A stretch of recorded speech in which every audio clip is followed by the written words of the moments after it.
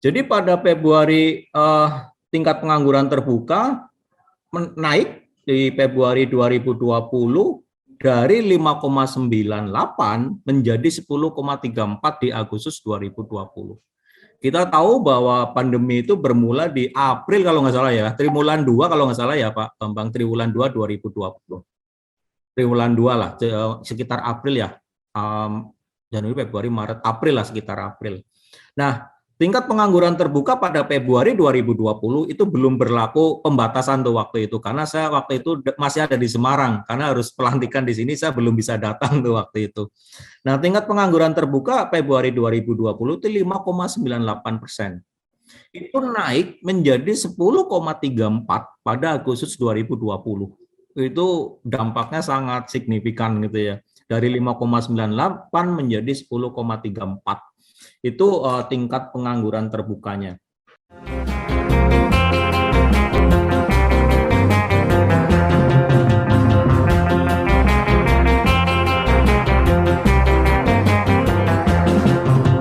Segantang lada namanya Kepulauan Riau.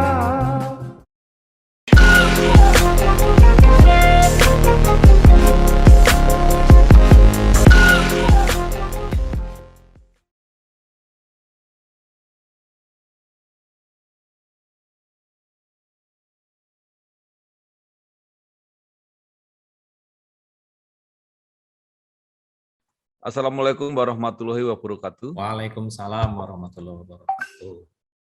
Bersama saya Bambang Sadono di channel Inspirasi untuk Bangsa. Mudah-mudahan channel ini bisa memberi inspirasi, motivasi, edukasi, informasi, dan syukur membantu memberi solusi. Kami sudah mempersiapkan beberapa video untuk ikut memperingati 19 tahun Provinsi Kepulauan Riau. Nah, beberapa tokoh saya wawancarai dan sekarang saya bertemu dengan Pak Agus Sudibyo. Beliau adalah Kepala Badan Pusat Statistik atau BPS Provinsi Kepulauan Riau. Apa kabar Pak? Alhamdulillah baik Pak Bambang. Ya. Pak Agus, ini dulu kan Kepulauan Riau ya, terutama Batam itu kan digadang-gadang jadi pusat pertumbuhan ekonomi Indonesia pada waktu itu ya. Nah sekarang prakteknya seperti apa? Ketika triwulan 2 pertumbuhan ekonomi nasional kira-kira 7%, apa yang terjadi di Kepulauan Riau, Pak? Terima kasih Pak Bambang. Slide-nya mungkin ini ya dari tempat Bapak kali ya. Jadi gambaran dari perekonomian Kepulauan Riau di triwulan 2 2021 adalah sebagai berikut. Kemarin kami sudah rilis pertumbuhan ekonomi Provinsi Kepulauan Riau di triwulan 2 2021. Nah, untuk mengukur pertumbuhan ekonomi itu alat yang digunakan adalah PDRB atas dasar harga konstan. Nah, PDRB atas dasar harga konstan triwulan 2 tahun 2021 jika dibandingkan dengan triwulan 1 2021 itu terjadi peningkatan atau dalam kata lain pertumbuhan ekonominya meningkat gitu ya. Itu kita bicara triwulan 2 dibandingkan dengan triwulan 1 2021. Artinya trennya mulai membaik Pak Bambang. Jadi meningkatnya memang kecil 0,01%. Nah, peningkatan yang besar itu adalah kalau kita bicara secara year on year. Ini harap maklum, jadi jangan kaget dengan angka 6,9 gitu ya, itu didapat dari mana gitu kan. Itu sempat jadi polemik memang angka 6,9 itu, tapi kalau kita lihat nilai PDRB atas dasar harga konstannya, itu akan jelas tergambar 6,9 itu dari mana gitu ya. Nah, kalau kita lihat PDRB atas dasar harga konstan, triwulan 2 2020 itu PDRB atas dasar harga konstan Provinsi Kepulauan itu sekitar 41,6 triliun, Pak. 41,6 triliun. Nah, di triwulan 2 2021 itu meningkat menjadi 44,5 triliun. Nah, Angka itulah yang menyebabkan 6,9 dari 41,6 atau 0,7 triliun menjadi 44,6 triliun. Itu 6,9 didapat dari situ. Tapi kalau kita bandingkan dengan kondisi sebelum pandemi tahun 2019 di triwulan yang sama, kita masih kontraksi atau pertumbuhan negatif, masih belum pulih dibandingkan dengan kondisi sebelum pandemi, Bapak-bapak. Oke. Masih kontraksi 0,38, malah kalau kita bicara triwulan 2 2019 ya masih negatif. Itu kondisi triwulan 2 2021 perekonomian, Kepri.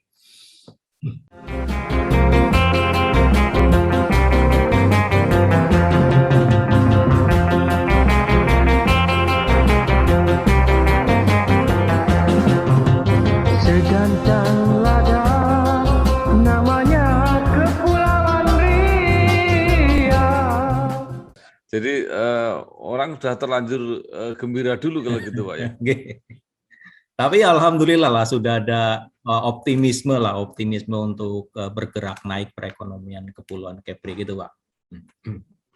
Jadi kalau berangkat dari angka ini kan permulaan ya Pak. Jadi kira-kira ke depannya bisa meningkat lagi kalau begitu. Insya Allah dengan melihat pertumbuhan negara-negara tujuan utama ekspor Kepri ya, seperti Singapura, terus Tiongkok, Amerika Serikat, itu kan pertumbuhannya diprediksikan positif Pak.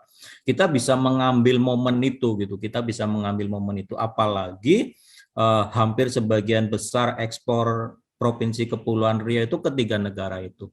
Nah dengan momen itu mudah-mudahan Tiongkok sama Amerika Serikat. Oke, jadi kalau kita lihat prediksinya kan, apalagi sekarang memang mereka sudah tumbuh positif, lebih cepat dibandingkan dengan kita. Nah, momen itu yang harus kita ambil, momen itu yang harus Kepri ambil, bagaimana kita bisa meningkatkan ekspor ke mereka. Itu harapannya seperti itu. Ya, jadi itu apa Pak? Komoditasnya yang diekspor dari Kepri? Kalau kita punya rilis setiap tanggal 15 setiap bulannya Pak Bambang. Jadi setiap tanggal 15 kita rilis komoditas ekspor impor. Nah, sebagian besar komoditas yang kita ekspor itu berupa mesin peralatan listrik dan mesin pesawat mekanik gitu. Kebanyakan hasil industri pengolahan memang. Karena memang share industri pengolahan terhadap struktur PDRB kita itu sekitar 41%. Persentasenya seperti itu. Berarti kalau melihat itu luar biasa Pak ya, justru dari Kepri diekspor mesin peralatan mekanik dan peralatan listrik tadi Pak ya. Ya betul. Ya.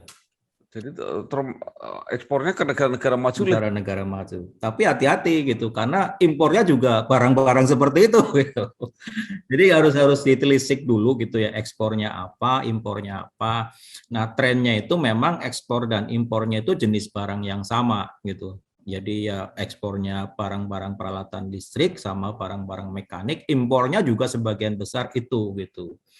Jadi mungkin memang Kepri ini unik Pak Bambang, unik sekali gitu, unik sekali. Jadi kita ini industri pengolahan itu merupakan dalam struktur perekonomian memberikan share terbesar yang 41%, sehingga industri itu tidak berdampak dengan adanya COVID itu nggak berdampak. Pertumbuhannya masih tetap positif gitu ya, masih tetap positif. Karena memang yang diproduksi dari industri pengolahan itu sebagian besar adalah barang-barang untuk keperluan ekspor gitu. Untuk keperluan ekspor yang tadi saya sebutkan itu tadi gitu.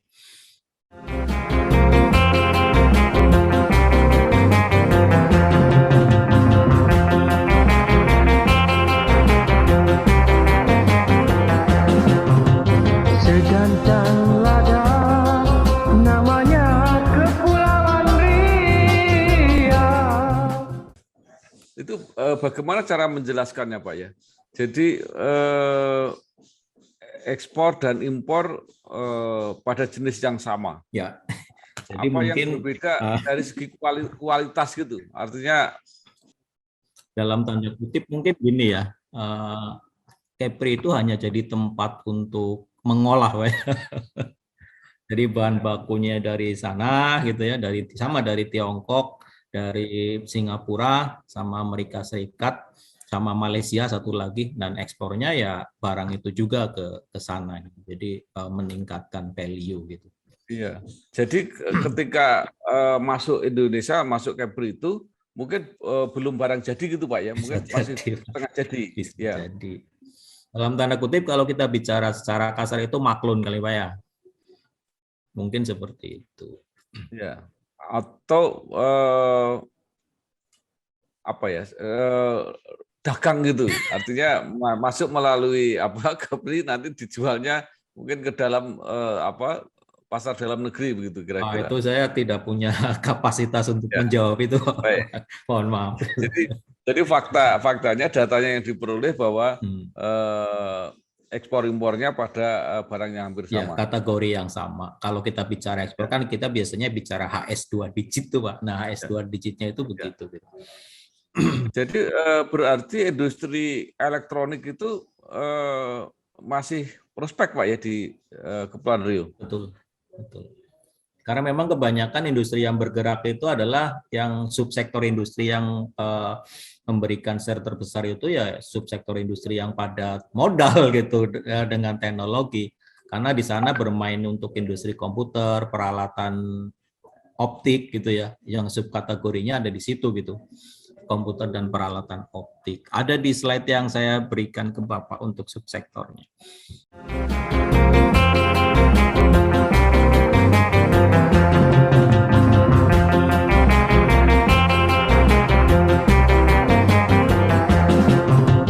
Sejantan lada namanya Kepulauan Riau. Ya, baik. Nanti kita lihat Pak. Ya. Lalu yang lain Pak, industri yang lain memang sekarang sudah tidak tidak aktif lagi ya, yang dulu sangat terkenal seperti galangan kapal dan sebagainya. Masih Pak, masih aktif. Masih, ya. Betul, masih aktif. Ya. Masih aktif. Tetapi kontribusinya terhadap pertumbuhan ekonomi sudah tidak seperti dulu gitu kira-kira. Kalau kita mau strukturnya secara detail itu ada di subkategori dari industri pengolahan. Karena industri galangan kapal juga masuknya ke dalam industri pengolahan manufaktur gitu, seperti itu. Iya. Baik. Nah, kalau perdagangan dan pariwisata Pak, seperti apa? Jadi kalau kita melihat data perdagangan gitu ya, sebentar saya lihat datanya biar nggak salah kutip Pak. Jadi kalau kita lihat perdagangan gitu ya, perdagangan itu kita bisa lihat dari sisi PDRB dan dari sisi ekspor Pak Bambang. Kalau kita lihat dari sisi PDRB untuk perdagangan sendiri, sektor perdagangan besar eceran reparasi mobil dan sepeda motor di triwulan kedua tahun 2021 dibandingkan triwulan 2019 termasuk sektor yang terkena dampak pandemi cukup parah gitu ya. Kalau kita lihat memang untuk perbandingan dengan perbandingan dengan year on year gitu ya. Jadi perdagangan itu di year on year termasuk salah satu sektor yang tumbuhnya negatif. Jadi kalau kita bandingkan triwulan 2 2020 dengan triwulan 2 2021 dengan triwulan 2 2020 itu hampir sebagian besar sektor atau lapangan usaha kita sebut itu tumbuhnya positif kecuali perdagangan dan real estate. Jadi dua lapangan usaha itu yang secara year on year itu tumbuhnya negatif gitu ya. Tumbuhnya negatif. Dan kalau kita bandingkan dengan kondisi sebelum pandemi itu perdagangan masih terpuruk gitu ya. Karena pertumbuhannya masih minus 12,78% perdagangan gitu. Masih negatif pertumbuhannya. Itu kalau kita bicara sebelum dan setelah pandemi. Jadi kalau kita bicara sebelum setelah pandemi masih minus 12,78, kalau kita bandingkan dengan tahun kemarin udah sama-sama pandemi nih 2021 ke 2020 itu minusnya masih sedikit. Minus 1,96. Tapi yang lainnya sudah positif gitu. Yang lainnya sudah positif gitu. Itu kondisinya perdagangan seperti itu. Ini bagaimana cara membacanya Pak? Kalau perdagangan kalau ekspor itu juga masuk perdagangan, padahal ekspornya meningkat. Ya. Jadi berarti perdagangan dalam negerinya kalau gitu Pak. Betul. Betul, betul. Jadi perdagangan ini barang-barang yang di perdagangan itu tidak termasuk yang tadi gitu ya untuk keperluan ekspor gitu. Jadi perdagangan dalam negerinya ya kita tahu bahwa pariwisata masih belum bergerak nih Pak Bambang. Jadi di Kepri masih ditutup. Kalau mengacu kepada data statistik neraca satelit pariwisata 2013 hampir 41% pengeluaran turis asing gitu ya, itu untuk perdagangan gitu. Ya, kalau kita lihat dari data 2013 tuh ada neraca satelit Nesparda kalau nggak salah, neraca satelit pariwisata bahwa 41% pengeluaran turis manca itu untuk keperluan perdagangan dan hotel gitu, perdagangan dan hotel. Nah, dengan kondisi sekarang wisata ditutup gitu ya, tidak bisa masuk ke Kepri gitu ya, perdagangan termasuk lapangan usaha yang paling berdampak ya selain lapangan usaha yang lain gitu. Itu kondisinya seperti itu. Jadi walaupun ekspor impor meningkat untuk Kepulauan Riau khususnya Batam karena sebagian besar itu industri ada di Batam tidak berdampak ke perdagangan gitu. Karena ekspor impor kita pada sektor industri itu ya dilepas keluar gitu. Barang-barangnya dilepas keluar, tidak diperdagangkan di dalam negeri. Nah, imbas perdagangan dapatnya dari mana? Perdagangan dapatnya paling dari lokal, betul. Dari pekerja-pekerja lokal lah gitu, seperti itu istilahnya gitu.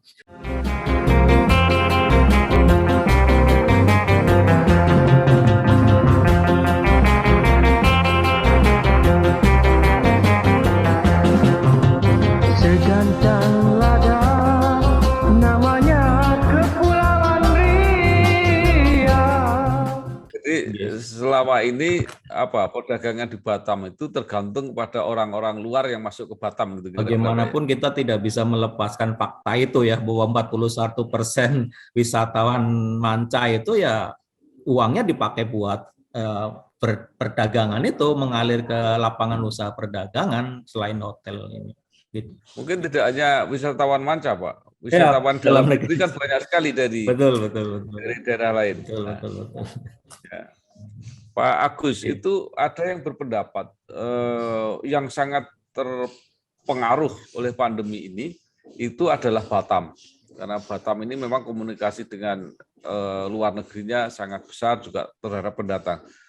Sementara itu daerah-daerah yang lain, kabupaten-kabupaten lain masih normal katanya. Benar apa enggak itu? Data BPS menunjukkan itu enggak? Ya, kalau kita lihat datanya semuanya juga tumbuhnya negatif, Pak. Semuanya tumbuhnya negatif. Hanya karena memang kita lihat struktur perekonomian Kepri ya. Struktur perekonomian Kepri itu kan 41%-nya itu ditopang oleh 41,9 ya kalau kita bicara year on year itu oleh industri pengolahan. Nah, industri pengolahan itu berkumpulnya di Batam, berkumpulnya di Batam. Jadi kondisinya seperti itu. Tapi kalau kita lihat perbandingan spasial ada di slide yang bawah itu, ya tahun 2020 juga semuanya tumbuh negatif gitu ya. Tahun 2020 semuanya tumbuh negatif. Kondisinya seperti itu. Ya. Itu bisa dilihat dari daya beli, Pak ya? Yang mana ya, Pak? Yang ini tadi perdagangan yang menurun itu kan dampak dari itu kelihatan nggak ada enggak di datanya itu? Kalau kita lihat datanya dari sisi daya beli ya, saya biar tidak salah kutip saya baca datanya dulu. Jadi kalau kita melihat dari daya beli itu kita bisa lihat dari berbagai sisi gitu ya. Yang pertama dari indikator inflasinya. Itu kita lihat dari itu. Nah, kalau kita lihat secara kumulatif ya, Januari Juli nih inflasi kumulatif di awal pandemi 2020 itu 2020 awal pandemi Januari Juli kumulatif itu minus 0,25 deflasi itu ya. Nah, ya gitu deflasi, tapi di tahun ini di Januari Juli itu sudah positif 0,62. Jadi sudah ada peningkatan daya beli walaupun belum kembali ke kondisi normal sebelum pandemi ya. Kalau kondisi normal sebelum pandemi 2019 itu bisa menyentuh angka 2% gitu ya. Ini baru 0,62 gitu. Jadi belum kembali. Kalau dari sisi kita lihat dari sisi IPM gitu ya, indeks pembangunan manusia, di sana ada satu komponen yang bisa mengukur daya beli gitu ya, yaitu komponen pengeluaran per kapita yang disesuaikan. Nah, kalau kita bandingkan kondisi sebelum dan setelah pandemi, artinya kondisi 2019 dibandingkan dengan pandemi 2020, memang ada penurunan gitu ya, penurunan daya beli. Dari 14,5 juta menjadi 14,2 juta per tahun. Turun memang. Jadi dampak pandeminya memang berpengaruh terhadap turunnya daya beli di 2020. Kalau kita lihat dari struktur PDRB sama memang turun gitu ya, tapi turunnya memang sedikit gitu ya. Maaf, di 2021 itu sudah naik gitu ya, sudah naik, tapi naiknya cuman sedikit gitu, belum kembali ke kondisi normal di 2019 ya. Kalau kita lihat pengeluaran konsumsi rumah tangga gitu, kita lihat di PDRB menurut pengeluaran, triwulan 2019 itu 17 triliun 925 miliar. Nah, di triwulan 2020 itu 17 triliun 664 miliar. Nah, di triwulan 2 ini sudah naik menjadi 18 triliun. Artinya kalau kita bicara dari sisi pengeluaran konsumsi rumah tangga, itu sudah ada kenaikan dari triwulan 2 2019, artinya kondisi sebelum pandemi, dan sudah ada kenaikan yang lebih tinggi dibandingkan triwulan 2 tahun 2020. Tapi kalau kita bandingkan dengan laju pertambahan penduduk, angka 17 triliun ke 18 triliun itu masih belum gitu ya, karena penduduknya juga bertambah gitu ya, penduduknya bertambah. Itu kalau kita bicara dari sisi PDRB. Jadi ada 3 hal yang bisa kita lihat yang berhubungan dengan daya beli, inflasi, IPM, sama PDRB. Seperti itu.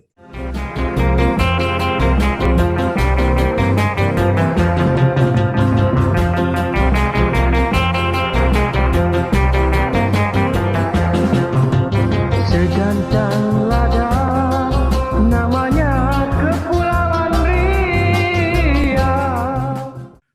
Saya bicara dengan orang BI.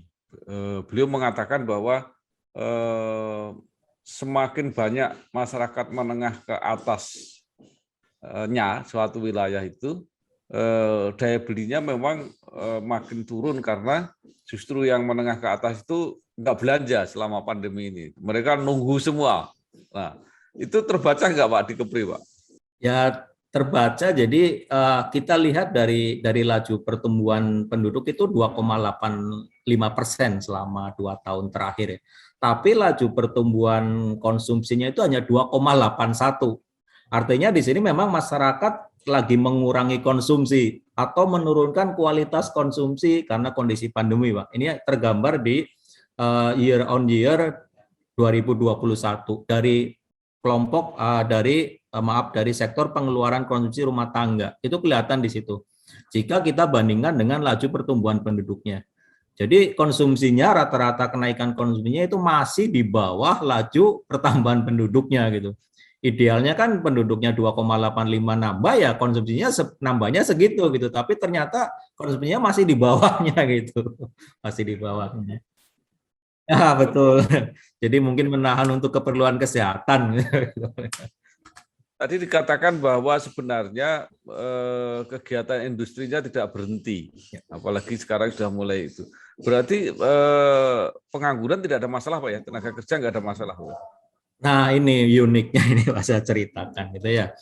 Jadi industri di Kepri itu unik lah terus terang. Jadi industri Kepri itu kalau kita lihat dari sisi jumlah ya Pak ya, dari sisi jumlah nih.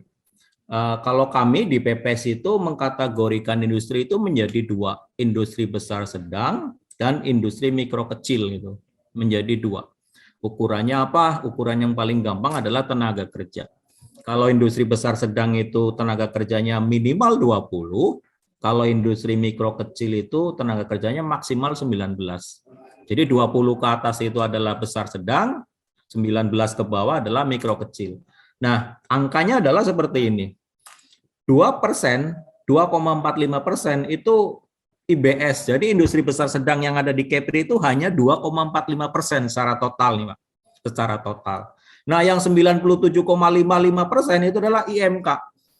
industri mikro kecil yang jumlah tenaga kerjanya 19 ke bawah itu 97,55. Tapi omsetnya berbalik, omsetnya berbalik arah. Justru yang 2,45 itu mendominasi 97,23% omset gitu. Jadi jumlahnya kecil tapi omsetnya 97 gitu. Tapi yang jumlahnya banyak itu omsetnya hanya 2,77%. Itu uniknya di situ gitu. Nah, dengan adanya pandemi ini berpengaruh terhadap pengangguran, ya, sangat berpengaruh terhadap pengangguran. Gitu. Jadi kita lihat kalau kita lihat angka penganggurannya, kondisi sebentar saya lihat datanya dulu, Pak. Ya.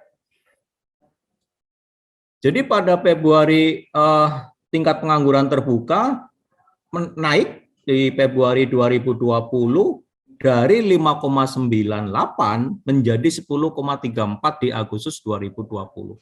Kita tahu bahwa pandemi itu bermula di April kalau nggak salah ya, triwulan 2 kalau nggak salah ya Pak Bambang, triwulan 2 2020. Triwulan 2 lah, sekitar April ya, Januari, Februari, Maret, April lah, sekitar April. Nah, tingkat pengangguran terbuka pada Februari 2020 itu belum berlaku pembatasan tuh waktu itu, karena saya waktu itu masih ada di Semarang, karena harus pelantikan di sini saya belum bisa datang tuh waktu itu. Nah, tingkat pengangguran terbuka Februari 2020 itu 5,98%. Itu naik menjadi 10,34 pada Agustus 2020. Itu dampaknya sangat signifikan gitu ya.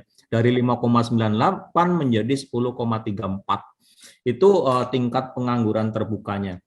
Memang agak turun di Februari 2021 itu memang agak turun, tapi penurunannya itu ya tidak signifikan. Kalau kita lihat totalnya, kita lihat jangan lihat persennya, lihat jumlah penganggurannya. Itu di Februari 2020 itu jumlah penduduk pengangguran itu 67.000. Naik menjadi 117.000 di Agustus. Jadi kelihatan sekali dampak pandemi terhadap pengangguran. Memang agak turun ya. Ya, Agustus 2020 naik menjadi 117.000 dari 67. Februari 67.000, Agustus menjadi 117.000. Turun sedikit sesuai dengan pemulihan ekonomi yang sudah mulai bergerak. Februari 2021 turun menjadi 116.000. Jadi turunnya cuma 400 orang gitu ya dari Agustus ke Februari. Karena kita tahu ekonomi Kepri itu sudah mulai bergerak di triwulan akhir-akhir 2020 itu udah mulai bergerak naik gitu ya, udah mulai bergerak naik. Jadi efeknya ya pengangguran turun walaupun sedikit. Tapi kalau kita lihat ini Pak, kita lihat pada orang yang bekerja tidak penuh. Artinya perusahaan-perusahaan itu daripada mem-PHK mungkin ya mengurangi jam kerja gitu ya. Mengurangi jam kerja karyawannya gitu, daripada PHK harus memberikan segala macam atau ada hal yang lebih rumit dibandingkan mem-PHK, maka perusahaan-perusahaan itu mengurangi jam kerja karyawan atau merumahkan. Kita lihat datanya, orang yang bekerja tidak penuh gitu ya, paruh waktu gitu, itu meningkat dari Februari 2020 sebesar 197.000 orang menjadi 204.000 pada Agustus 2020 dan meningkat menjadi 228.000 di Februari 2021. Jadi efek pandeminya sangat berpengaruh terhadap yang tadi, orang-orang yang dirumahkan, orang-orang yang dikurangi jam kerja, itu malah naik gitu, malah naik. Kalau tingkat pengangguran terbukanya turun sedikit dari Agustus 2020 ke Februari 2021, tapi orang-orang yang bekerja tidak paruh waktu terus naik gitu, terus naik. Itu efek dari pandemi terhadap pengangguran gitu, seperti itu.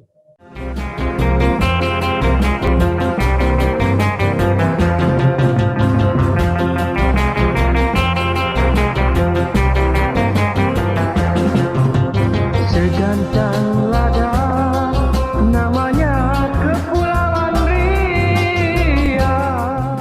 Jadi yang angka 10,34% itu yang 116 itu Pak, ribu angkanya itu.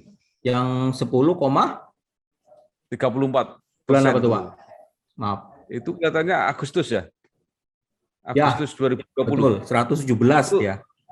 Ya, 117 ya. Ya, betul. Terus dari turun kan 10, berapa tuh di Februari ya Pak ya? Ya. 10, turun menjadi 10,12 di Februari 2021. Ya. Yang Kalau 116.000 itu gitu. ya. Ya. Jadi sekarang ini masih itu Pak ya kira-kira 116.000 itu ya. 10,12. Ini mohon maaf nih ya.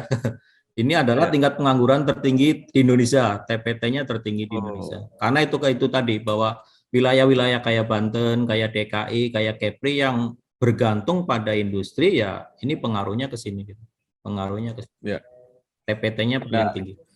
ini kan tenaga kerja di Kepri terutama di Batam itu kan sebagian besar bukan orang asli situ kan dari mana-mana. Nah, ini dalam situasi kayak begini tetap tinggal di situ atau Wah, saya tidak punya datanya tuh.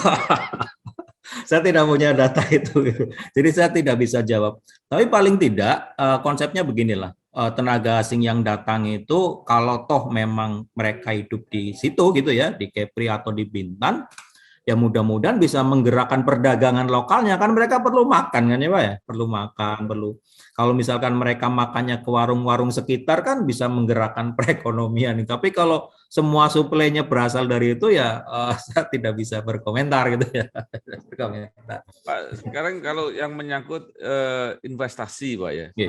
Tadi kan indikasinya kan properti turun ya atau mungkin macet. Nah, berarti tidak banyak lagi orang yang datang ke situ gitu kira-kira. Oke, jadi kondisi investasi datanya begini Pak Bambang. Jadi pada tahun 2020 PMTB memang terkontraksi 5,08, artinya pertumbuhannya negatif gitu ya. Tapi pada tahun 2021 sampai dengan semester 1 itu sudah tumbuh positif Pak Bambang, sudah tumbuh 3,41%. Investasi ini mulai menggeliat melalui skema yang memberi kemudahan bagi investor. Jadi memang tahun-tahun ini Provinsi Kepri lagi menggenjot kemudahan-kemudahan itu Pak Bambang. Salah satunya ya ada KEK gitu ya, kawasan ekonomi khusus yang memudahkan investasi gitu ya. Nah, itu tercermin dari sampai dengan semester 1 2021 itu bisa tumbuh 3,41% gitu ya. Nah, kalau kita lihat kalau investasi kan di Padan dan di kami itu PMTB, Pak. Kalau kita bicara PDRB dari sisi pengeluaran itu identiknya adalah PMTB gitu, pembentukan modal tetap bruto, walaupun ya tidak identik amat. Tapi kita mengukur investasinya melalui itu sektor PMTB. Kalau kita lihat datanya investasi PMTB ya, maaf, PMTB triwulan 2 2019 itu sekitar 18 triliun. Terus triwulan 2 2020 16 triliun dan triwulan 2 2021 17 triliun. Artinya dengan tahun kemarin 2020 kita Kepri naik tapi belum mencapai triwulan 2 2019. Artinya kalau kita bicara pandemi dan setelah pandemi kita belum bisa mencapai ke sana gitu ya. Karena dari 18,23 triliun kita baru mencapai 17,8 triliun. Yang tadi tambahan investasi itu tadi itu untuk porsi yang 2,45% itu Pak ya. Jadi porsi yang investasi besar tadi ya, sedang besar tadi ya. Oh, kita tidak bisa memilah itu, Pak. Jadi kita tidak bisa memilah yang IMB apa IMK gitu ya. Kita tidak bisa memilah itu karena semuanya itu terakumulasi gitu ya, terakumulasi menjadi konsep penambahan modal tetap bruto gitu. Jadi kita sudah naik lah, sudah menggeliat gitu. Tapi kalau dibandingkan dengan sebelum pandemi kita masih minus 2,26% lah. Kondisinya seperti itu. Maksud saya kan tafsirnya kalau hasilnya yang di bawah masih pembeliannya kecil, berarti kan investasi di situ kan nggak ada kan. Jadi investasinya mungkin yang ekspor jalan besar itu kan kemungkinan. Karena yang masuk impor ya, yang masuk impor itu kalau kita lihat strukturnya itu salah satunya adalah barang-barang modal, Pak. Yang tadi impor, yang tadi ada ekspor ada impor ya. Salah satu masuk ke Kepri itu adalah berupa barang-barang modal gitu ya. Karena barang modal yang masuk ke perusahaan itu kita hitung sebagai investasi, mesin-mesin dan sebagainya itu kita hitung sebagai PMTB gitu, dihitung di sana. Ya.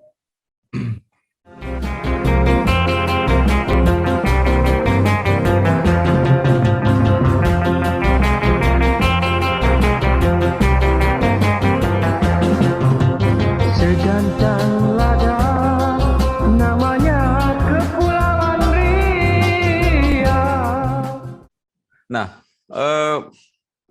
Kepri Pak ya, terutama Batam itu kan banyak mengandalkan turis dari luar negeri tadi, turis mancanegara yang kemudian belanja itu. Itu terpantau nggak Pak? Berapa yang nggak datang itu? Oh, okay. Kita lihat datanya dulu. Pariwisata berarti hubungannya ke sana. Kita lihat. Jadi pemantauan untuk sektor pariwisata kita bisa lihat dari sisi PDRB satu, dari sisi hotel dan penghunian, sementara itu dulu PDRB dan hotel. Kalau kita lihat dari sisi PDRB, lapangan usaha yang sangat berkaitan dengan pariwisata adalah jasa akomodasi makan minum, itu sangat berkaitan di sana gitu ya. Nah, kalau kita lihat untuk lapangan usaha atau kategori penyediaan akomodasi makan minum itu untuk tahun 2021 dibandingkan dengan 2020 triwulan yang sama itu sudah bergerak naik menjadi 21,64%. Tapi kalau kita bandingkan dengan sebelum pandemi, pariwisata merupakan sektor yang paling terpuruk. Karena pertumbuhannya negatif, masih negatif 48,14. Nah, ikutan-ikutan pariwisata, diantaranya transportasi pergudangan, terus jasa-jasa lainnya, dan sebagainya itu juga masih terpuruk. Masih minusnya di atas 2 digit gitu ya. Kalau kita bandingkan kondisi sebelum dan setelah pandemi itu. Kondisi sebelum pandemi berarti 2019 di triwulan 2 itu. Itu masih kayak tadi jasa akomodasi makan minum masih minus 48, transportasi pergudangan masih terkontraksi 41, jasa-jasa lainnya paling tinggi terkontraksi 71,35, itu kondisi sebelum dan setelah pandemi. Itu kalau kita lihat dari sisi PDRB yang berhubungan dengan wisata tadi atau turis itu. Nah, kalau kita lihat dari sisi hotel, itu kelihatan sekali, Pak. Kelihatan juga. Jadi kalau kita bicara pariwisata itu kan pintu masuknya dari Batam dan Bintan gitu ya. Nah, jumlah hotel berbintang di Provinsi Kepulauan Riau itu turun dari 127 pada tahun 2019 menjadi 93 hotel, Pak. Turun jauh sekali yang buka gitu ya. Tingkat penghunian kamarnya juga turun gitu ya, dari 50% menjadi sekitaran 20%, bahkan sempat 10% di April Mei 2020 pas awal-awal pemberlakuan larangan tuh di 2020. Nah, kalau kita lihat dari jumlah kunjungannya, kami rilis biasanya setiap bulan kami rilis tingkat kunjungan wisatawan itu turunnya juga jauh sekali, Pak.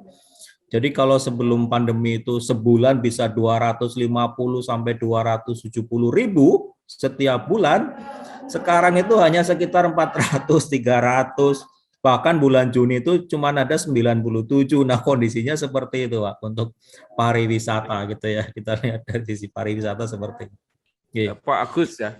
Jadi melihat pola-pola yang semacam ini ya, mungkin Pak Agus bisa simpulkan. Ini saran apa yang bisa diberikan kepada pemerintah provinsi ataupun kepada masyarakat ya untuk menuju ke depan ini, apa yang harus dilakukan? Siap, terima kasih Pak Bambang. Jadi sarannya banyak gitu ya, sarannya banyak. Jadi yang pertama adalah negara yang cepat pulih ekonominya adalah negara-negara dengan tingkat vaksinasi tinggi, Pak. Dengan tingkat vaksinasi tinggi. Jadi pemerintah harus mendorong dan masyarakat juga harus aktif gitu ya, harus aktif untuk ikut vaksinasi. Kalau bisa mencapai 80% gitu ya, maka sesuai dengan teori ya 70-80% kan akan timbul herd immunity gitu. Nah, itu yang pertama gitu, vaksinasi, percepatan vaksinasi.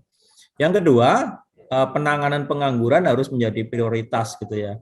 Jadi Kepri harapannya adalah pertumbuhan ekonomi ini adalah pertumbuhan ekonomi yang inklusif. Artinya pertumbuhan ekonomi tinggi bisa berdampak pada upah yang diterima oleh faktor produksi berupa tenaga kerja, Nah, kalau tenaga kerja sudah dapat upah, artinya mereka bisa bekerja. Nah, kalau sudah dapat upah, maka upahnya bisa digunakan untuk konsumsi, sehingga kemiskinannya menjadi turun. Arahnya ke sana lah.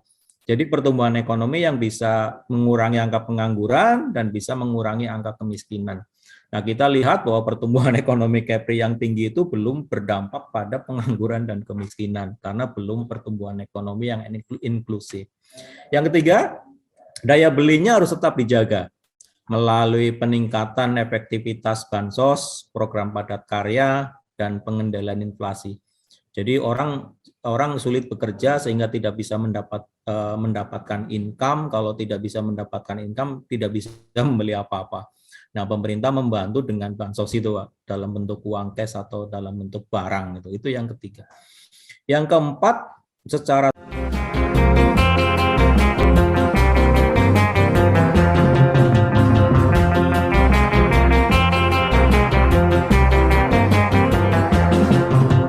Segantang lada namanya Kepulauan Riau.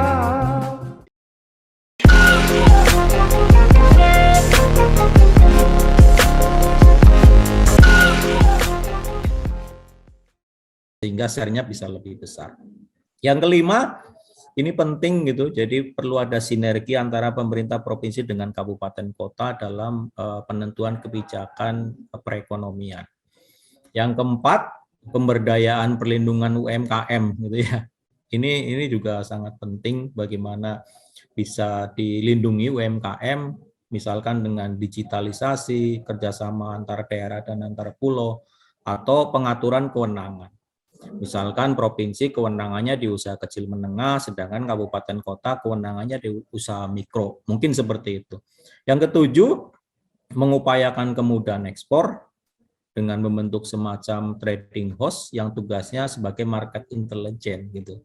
Jadi negosiasi pengurusan dokumen ekspor impor segala macam itu lewat satu tempat gitu ya.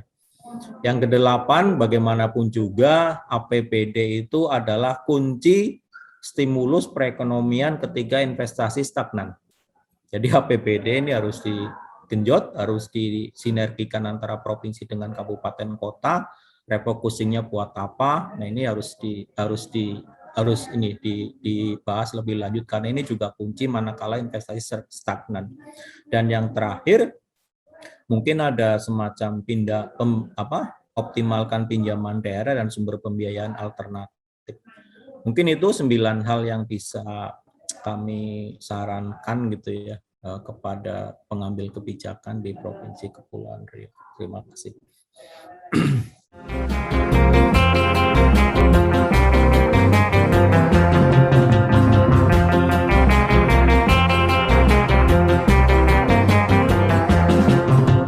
Segantang lada namanya Kepulauan Riau.